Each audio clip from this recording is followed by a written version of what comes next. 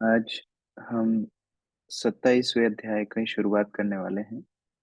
पिछले अध्याय में विस्तार से हमने देखा कैसे भगवान भौतिक प्रकृति में सृष्टि करते हैं, जिसको सर्ग सृष्टि भी बोला जाता है। ये जो अध्याय हम अभी शुरू करने वाले हैं, ये भी प्रकृति से ही संबंधित है। कपिल मुनि आगे प्रकृति के बारे में ही बता रहे हैं। श्लोक संख्या 1 से आगे पाठ करेंगे। श्री भगवान वाच प्रकृतिस्थोऽपि पुरुषो नाज्यते प्राकृतैर्गुणैः अविकारात् अकर्तृत्वान् निर्गुणत्वात् जलाकर्कवत्। भूमिका माता जी। हरे कृष्ण प्रभु जी, दंडवत प्रणाम। भगवान कपिल ने आगे कहा, जिस प्रकार सूर्य जल पर पड़ने वाले प्रतिबिंब से भिन्न रहा आता है, उसी तरह जीवात्मा शरीर में स्थित होकर भी प्रकृति के गुणों से अप्रभावित रहता है, क्योंकि वह अपरिवर्तित रहता है और किसी प्रकार का इंद्रिय तुष्टि का कर्म नहीं करता। तो जीवात्मा कभी भी कलुषित नहीं होता। हमने ये पहले भी कई बार चर्चा की है। यद्यपि जीवात्मा भौतिक संसार में आता है, लेकिन जीवात्मा भौतिक संसार से प्रभावित नहीं होता। वो जीवात्मा की गलती है कि वो सोचता है कि वो इस संसार का है, तो उसको कष्ट क्लेश होता है। जैसे मान लो किसी व्यक्ति को खबर मिले कि उसकी दुकान में आग लग गई है, तो वो घबराएगा, दौड़ेगा, भागेगा, चीखेगा, चिल्लाएगा, और उस स्थान पे जब वो पहुंचेगा तो देखेगा नहीं, उसकी दुकान में आग नहीं लगी है, कोई और दुकान में आग लगी, तो तुरंत ही शांत हो जाएगा। अब क्या हुआ? 1 सेकंड के अंदर उसका कष्ट क्लेश कैसे दूर हो गया? केवल उसकी आसक्ति के कारण। पहले वो सोच रहा था मेरी दुकान में आग लगी है, इसलिए उसको कष्ट हो रहा था। अब वो सोच रहा है कि नहीं, मेरी दुकान में तो आग नहीं लगी, तो मैं क्यों कष्ट में हूं, तो वो सुखी हो गया।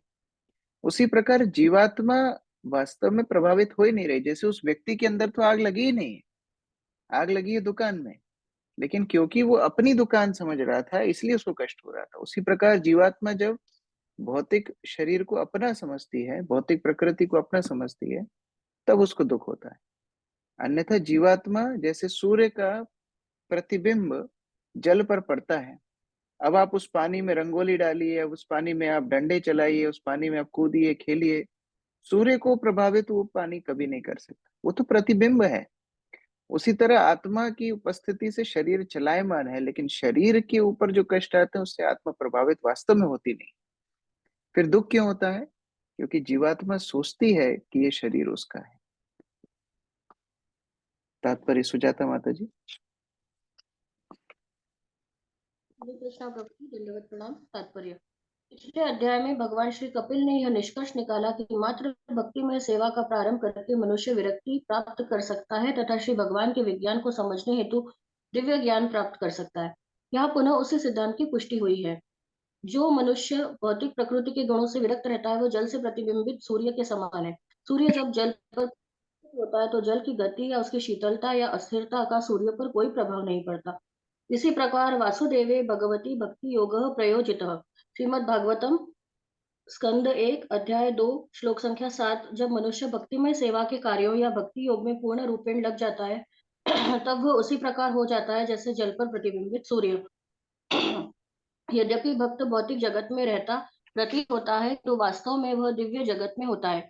जिस प्रकार सूर्य का प्रतिबिंब जल पर प्रतीत होता है, किंतु सूर्य जल से लाखों मील दूरी पर होता है, उसी प्रकार भक्ति योग में लगा मनुष्य निर्गुण होता है, अर्थात भौतिक प्रकृति के गुणों से अप्रभावित रहता है। अविकार का अर्थ है परिवर्तन रहित। श्रीमद् भगवत गीता में पुष्टि की गई है कि प्रत्येक जीव परमेश्वर का अंश है, अतः उसकी शाश्वत स्थिति यह है कि वह परमेश्वर के साथ सहयोग करे या अपनी शक्ति के उपयोग के विषय में परमेश्वर के साथ सामंजस्य स्थापित करे। यही उसकी अपरिवर्तनीय अविकारी स्थिति है।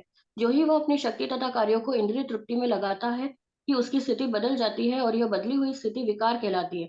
इसी प्रकार जब वह गुरु के निर्देशन में भक्ति योग करता है तो उसकी स्थिति बदलती नहीं, यह तो उसका प्राकृतिक कर्तव्य है। जैसा कि श्रीमद् भागवतम में उल्लेख है, मुक्ति का अर्थ है अपनी मूल स्थिति में पुनः स्थापित होना। मूल स्थिति तो श्री भगवान की भक्ति करना, भक्ति योगेन भक्त्या है। जब मनुष्य भौतिक आकर्षण से विरक्त हो जाता है और भक्ति योग में पूर्ण रूप से लग जाता है, तो वह अपरिवर्तनशीलता है। अकर्तृत्ववाद का अर्थ है इंद्रिय तृप्ति के लिए कुछ भी न करना।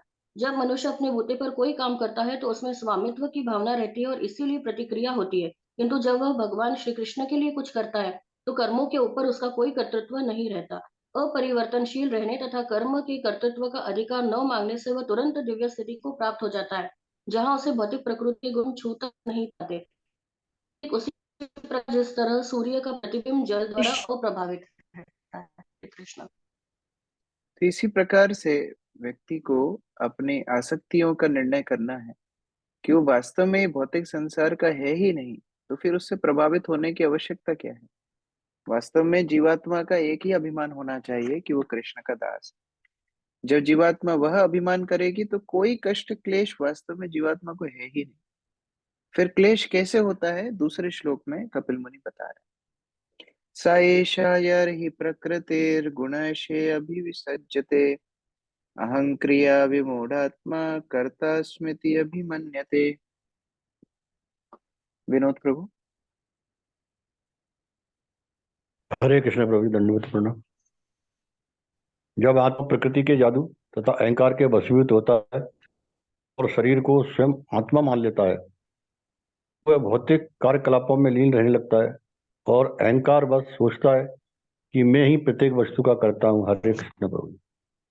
यही समस्या है। वास्तव में जीवात्मा का बंधन कुछ है ही नहीं।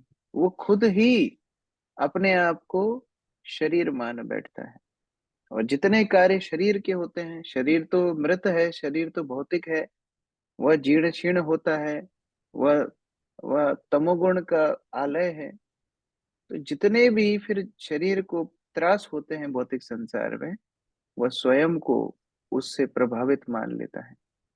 ये अहंकार है। तात्पर्य आयुष प्रभु।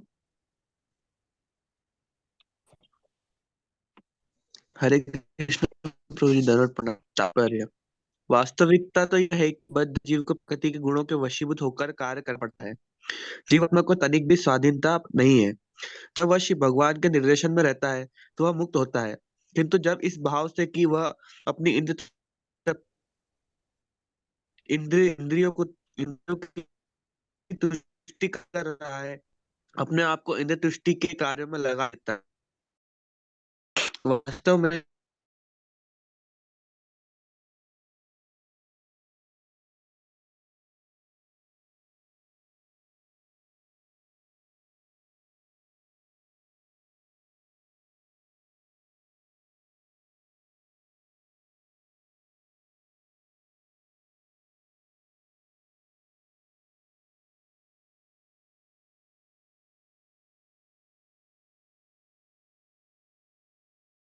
नहीं हो, किंतु भौतिक प्रकृति के समूह के वशीभूत है। भक्त पूर्ण रूप में परमेश्वर के निर्देशन में कार्य करता है। हालांकि उसके कार्य सामान्य व्यक्ति को भले ही अति उच्च कोटि के न प्रतीत हो, किंतु भक्त पर कोई उत्तरदायित्व नहीं रहता। हरे कृष्ण प्रभु जी। जैसे मान लीजिए कोई व्यक्ति आर्मी में भर्ती होता है, और आर्मी के निर्देश से वो कई विदेशी सैनिकों की हत्या करता है, तो उसके ऊपर कोई इल्जाम नहीं लगता है कि वो सरकार की इच्छा से काम कर रहा है। उसी तरह भक्त जब भगवान के निर्देश अनुसार, शास्त्र निर्देश अनुसार कार्य करता है, तो उसे प्रकृति के गुण नहीं बांधते। लेकिन जब हम भगवान की शरण छोड़ के, शास्त्र शरण छोड़ के स्वच्छंद जीवन जीना चाहते हैं, तो प्रकृति के तीन गुण कार्य करते हैं। प्रकृति कृण मनानी गुणई कर्माणि सर्वश अहंकार विमूढ़ात्मा कर्ता हम इति मन्यते। वो प्रकृति के तीन गुण व्यक्ति से काम कराते हैं और उसको लगता है कि वो काम कर रहा है। वास्तव में वो तो प्रकृति के हाथ में एक कठपुतली समान बन के रह जाता है। श्लोक संख्या 3। तेन संसार पादवीं अवशोभेति अनिवृता। आवाज हरि हरि।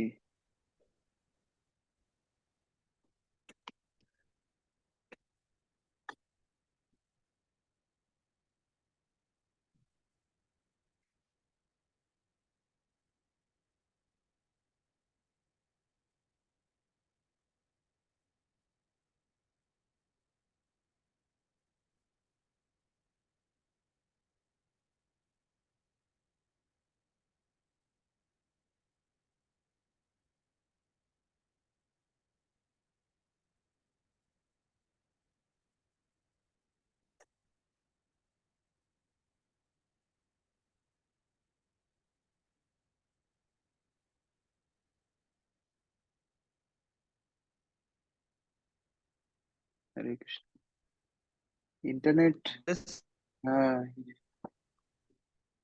ओके, ये एक्सटेंशन वाला ज्वाइन करना है।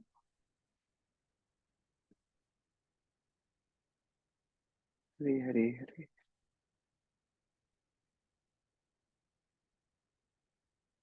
हरे कृष्णा कृष्ण कृष्ण हरे हरे, हरे राम राम राम हरे हरे, हरे कृष्ण। आवाज आ रही है अभी? जी प्रभु जी, आ रही है। प्रभु ओके, जी आ रही है। ठीक है। तेन संसार पादवीं अवशोभेति निवृता प्रासंगिकै कर्म दोषै सदसन्मिश्र योनिषु।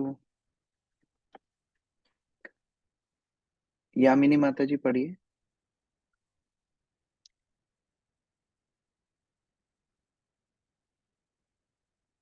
हरे कृष्ण प्रभु जी, दंडवत प्रणाम। अतः बद्ध जीव भौतिक प्रकृति के गुणों के साथ अपनी संगति के कारण उच्चतर तथा निम्नतर विभिन्न योनियों में देहांतरम करता रहता है।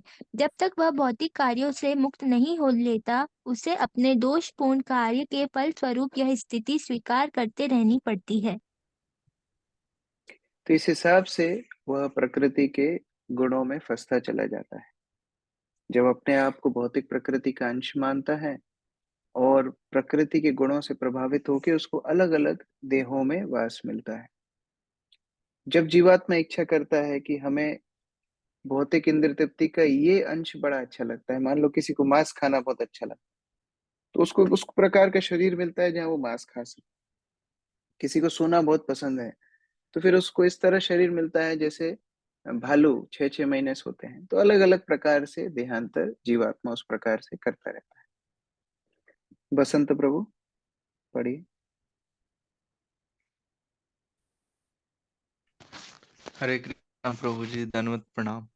तात्पर्य, यहाँ पर कर्म दोषे का अर्थ है त्रुटिपूर्ण कर्मों से। यह इस संसार में अच्छा या बुरा जो भी कर्म किया जाता है उनका निर्देश करता है। वे सब भौतिक संसर्ग के कारण कल्मश युक्त तथा त्रुटिपूर्ण होते हैं। अल्पज्ञानी बद्धजीव यह सोच सकता है कि वह भौतिक कल्याण हेतु अस्पताल खोलकर या शिक्षा देने हेतु शैक्षणिक संस्थान खोलकर दान दे रहा है, किंतु वह यह नहीं जानता कि ऐसे कार्य भी दोषपूर्ण होते हैं, क्योंकि इससे उसे एक शरीर से दूसरे शरीर में देहांतरण से मुक्ति नहीं मिल सकती। यहाँ स्पष्ट उल्लेख है सद असत मिश्र योनिषु, जिसका अर्थ यह है कि इस भौतिक जगत में अपने पुण्य कर्मों के लिए मनुष्य उच्च उच्च वंश में या उच्च लोकों में देवताओं के मध्य जन्म ले सकता है, किंतु उसका यह कार्य भी दोषपूर्ण है, क्योंकि इससे मुक्ति नहीं मिलती। उत्तम स्थान या उच्च कुल में जन्म लेने का अर्थ यह नहीं होता कि इससे भौतिक क्लेशों अर्थात जन्म, मृत्यु, जरा तथा व्याधि के कष्टों से बचा जा सकता है। बद्धजीव भौतिक प्रकृति के सम्मोह के वशीभूत होकर यह नहीं समझ पाता कि इंद्रिय तृप्ति के लिए जो भी कार्य किया जाता है वह दोषपूर्ण होता है। केवल श्री भगवान की भक्तिमय सेवा के लिए किए जाने वाले कार्य उसे दोषपूर्ण कर्म के फल से छुटकारा दिला सकते हैं। चूंकि वह ऐसे दोषपूर्ण कार्य बंद नहीं करता, इसलिए उसे शरीर बदलने पड़ते हैं, कभी उच्च तो कभी निम्न। यह संसार पदवी कहलाता है, जिसका अर्थ है यह भौतिक जगत जिससे छुटकारा नहीं है। जो मनुष्य मुक्ति की कामना करता है उसे अपने कर्म भक्ति योग के लिए करने होंगे, इसका कोई विकल्प नहीं है। हरे कृष्ण। तो कई बार हम लोग जब नया कोर्स करते हैं प्रचार में, अलग अलग जब 3 गुणों के बारे में बताते हैं, तो हम लोग एक प्रश्न पूछते हैं जनता को कि मान लो आपको विकल्प दिया जाए कि आप सोने की हथकड़ी से बनना चाहेंगे, चांदी की हथकड़ी से, कि लोहे की हथकड़ी से। तो कई लोग सोने के जब नाम आता है हाथ खड़ा कर देते हैं। तो फिर उनको बताना पड़ता है, अरे आप बंधना ही क्यों चाहेंगे? चाहे कोई सोने की हथकड़ी से बांधे, चाहे चांदी की हथकड़ी से बांधे, बंधना हमको नहीं है। तो उसी प्रकार यहाँ पर जो कुछ भी है भौतिक संसार में, भलो मंद जो भी है, जो अच्छा बुरा जो भी है, वो सारा ही वास्तव में बेकार है। भौतिक प्रकृति का हर अंश, चाहे हम ब्रह्मा भुवना लोक, जहां तक ब्रह्मा से लेके नीचे तक सारे शरीरों में कष्ट क्लेश है। अर्थे ही अविद्यमानेऽपि संसृति न निवर्तते, ध्यायतो विषयानस्य स्वप्ने नार्थागमो यथा। अक्रूर प्रभु। हरे कृष्णा प्रभु जी, दंडवत प्रणाम। वास्तव में जीवात्मा इस भौतिक अस्तित्व से परे है, किंतु भौतिक प्रकृति पर अधिकार जताने की अपनी मनोवृत्ति के कारण उसके भौतिक संसार चक्र की स्थिति कभी रुकती नहीं और वह सभी प्रकार की अलाभप्रद स्थितियों से प्रभावित होता है, जिस प्रकार की स्वप्न में होता है। हरे कृष्ण। तो कोई पूछ सकता है कि अरे फिर भगवान क्यों जीवात्मा को दुख दे रहे हैं? वास्तव में जीवात्मा को भगवान ने स्वतंत्र इच्छा दी है कि तुम स्वतंत्रता से जो मनोकामना करोगे तुमको वो प्राप्त होगा। जब जीवात्मा ये मनोकामना करती है कि मैं शरीर स्थिति में रहूं, तो ठीक है, भगवान ने भौतिक संसार बनाया है जहां वो कृत्रिम रूप से ये समझती है कि मैं शरीर हूं। अगर जीवात्मा ये मनोकामना करेगी कि मैं भगवान की नित्य दास रूप से सेवा करूं, तो भगवान उस तरह जीवात्मा को मदद करेंगे। तो ये एक कृत्रिम अवस्था भगवान जीवात्मा की इच्छा पूरी करने के लिए बनाते हैं। जैसे हम स्वप्न जब देखते हैं तो एकदम स्वप्न वास्तविकता दिखती है। स्वप्न में शेर पीछे दौड़ता है तो वास्तव में हमको लगता है कि हमारी जान चली जाएगी।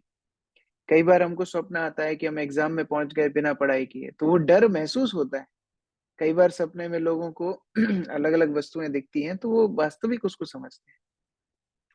लेकिन जब हम जाग जाते हैं तब वो सारे मिथ्या मोह, जो सारे मिथ्या इल्यूजन है, वो सारा गायब हो जाता है।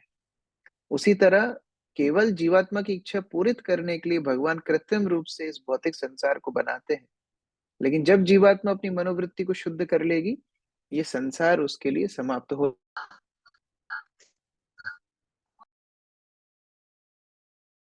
तात्पर्य अनिकेत प्रभु।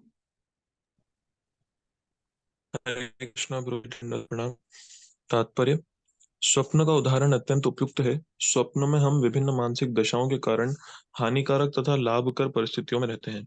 इसी प्रकार आत्मा को इस प्रकृति से कुछ लेना देना नहीं है, किंतु अधिकार जताने की अपनी मनोवृत्ति के कारण उसे बद्ध होना पड़ता है। बद्ध दशा को यहाँ पर ध्यायतो विषयानस्य कहा गया है। विषय का अर्थ है भोग्य वस्तु। जब तक मनुष्य यह सोचता रहता है कि वह भौतिक लाभ उठा सकता है, तब तक वह बद्ध जीवन में बना ही रहता है। किंतु ज्यों ही उसे चेत होता है, तो उसमें ज्ञान उत्पन्न होता है कि वह भोक्ता नहीं है, क्योंकि एकमात्र भोक्ता श्री भगवान है। जैसा कि श्रीमद् भगवद गीता 5.29 में पुष्टि की गई है, वह ईश्वर समस्त यज्ञों तथा तपस्याओं के फल का लाभ उठाने वाला, भोक्ताराम यज्ञ तपसाम और तीनों लोकों का स्वामी है, सर्वलोक महेश्वरम। वही समस्त जीवात्माओं का असली सखा है। किंतु हम भगवान पर समस्त स्वामित्व, भोग तथा समस्त जीवों के सखा होने का भार न छोड़कर अपने को ही स्वामी, भोक्ता तथा सखा मानते हैं। हम यह सोचकर कल्याणकारी कार्य करते हैं कि हम मानव समाज के सखा हैं।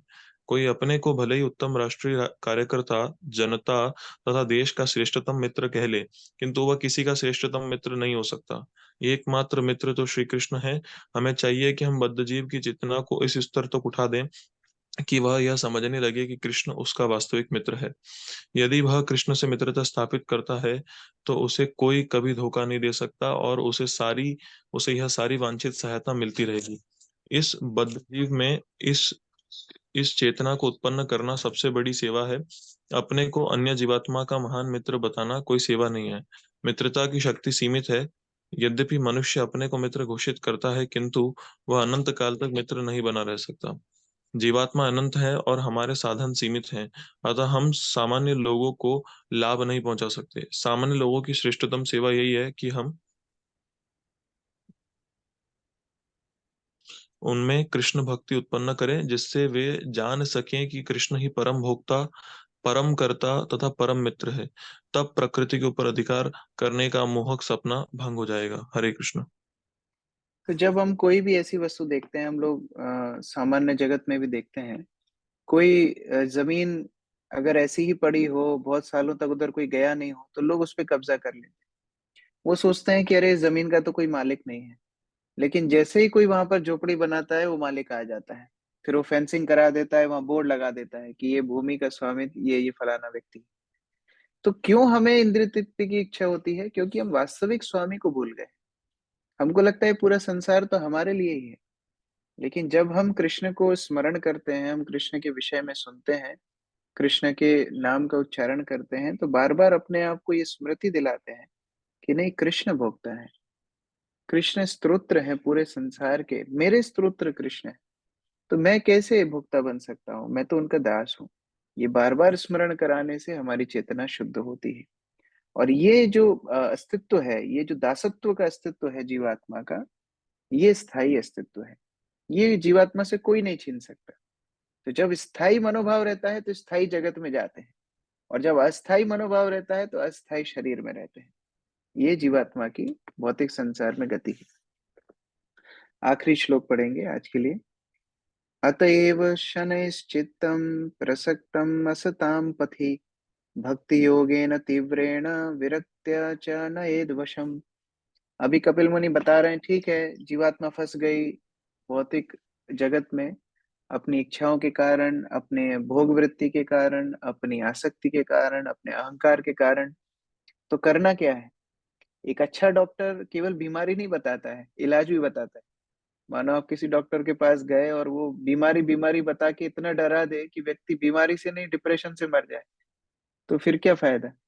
डॉक्टर को दवाई भी बताना चाहिए। तो अभी श्लोक में कपिल मुनि दवाई बता रहे हैं, कैसे जीवात्मा अपनी आसक्ति से बाहर निकले। प्रफुल्ल प्रभु पढ़िए। हरे कृष्ण प्रभु, दंड प्रणाम। प्रत्येक बद्ध जीव का कर्तव्य है कि वह भौतिक सुख उपयोग के प्रति आसक्त अपनी दूसरी चेतना को विरक्ति पूर्वक अत्यंत गंभीरता से भक्ति में सेवा में लगाए। इस प्रकार अपने मन तथा चेतना पूर्ण रूप से वश में हो जाएंगे। हरे कृष्ण प्रभु। अतः एव मतलब इसीलिए।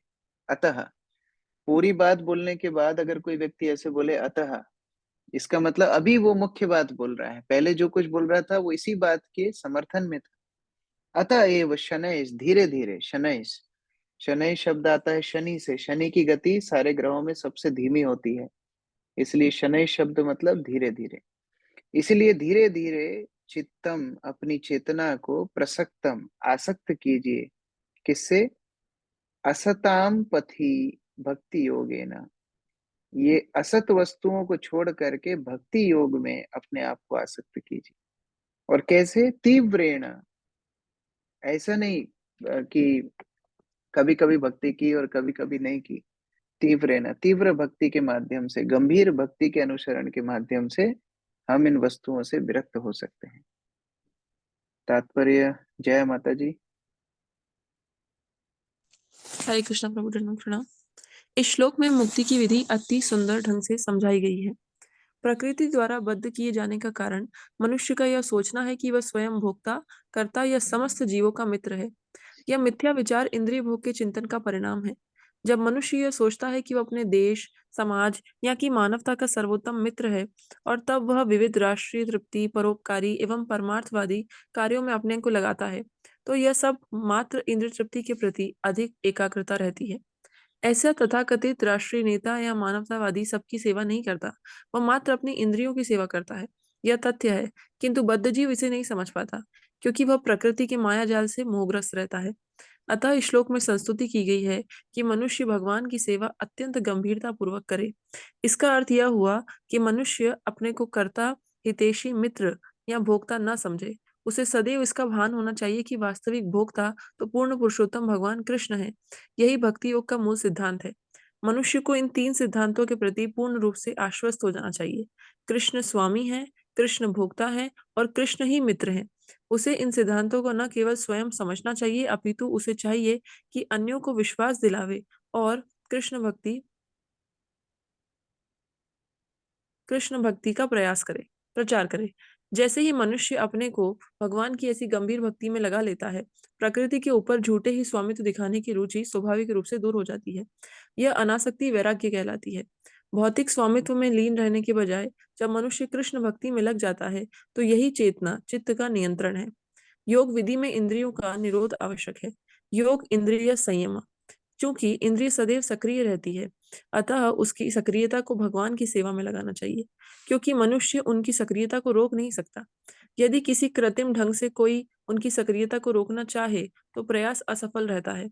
यहाँ तक कि परम योगी विश्वामित्र, जो अपनी इंद्रियों को योग विधि से वश में करने का प्रयत्न कर रहे थे, मेनका के सौंदर्य के शिकार हो गए। ऐसे अनेक उदाहरण हैं। जब तक मनुष्य का मन तथा चेतना भक्ति में पूरी तरह संलग्न नहीं होते, तब तक मन के इंद्रिय तृप्ति की कामनाओं में लगे रहने की संभावनाएं बनी रहती है। इस श्लोक में एक अत्यंत महत्वपूर्ण बात इंगित की गई है। यह है प्रसक्तम असताम पथि। मन सदैव असत अर्थात क्षणिक संसार में अनुरक्त रहता है। चूंकि हम अनादिकाल से प्रकृति के संसर्ग में रह रहे हैं, अतः हम इस क्षणिक प्रकृति के प्रति अनुरक्त रहने के आदी हो चुके हैं। मन को परमेश्वर के चरण कमलों में स्थिर करना होगा। स वे मनः कृष्ण पदारविंदयो। मनुष्य को कृष्ण के चरण कमलों में स्थिर करना होता है, तभी सब कुछ ठीक हो सकेगा। इस तरह इस श्लोक में भक्ति योग की गंभीरता पर बल दिया गया है। इस श्लोक में एक बहुत महत्वपूर्ण बात भी बताई गई है। प्रसक्तम असताम पथि।